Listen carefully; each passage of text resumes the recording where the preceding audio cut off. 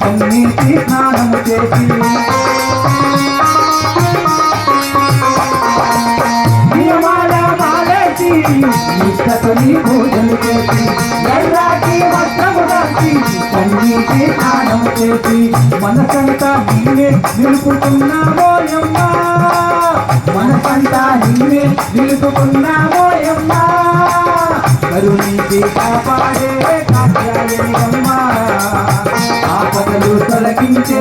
అమ్మా దుర్గమ్మ కరుణించి కాపాడే కాత్యాయనివమ్మా